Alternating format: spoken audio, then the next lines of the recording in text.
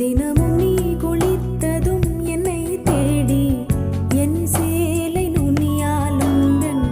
தலை துடைப்பாயே அது கவிதை திருட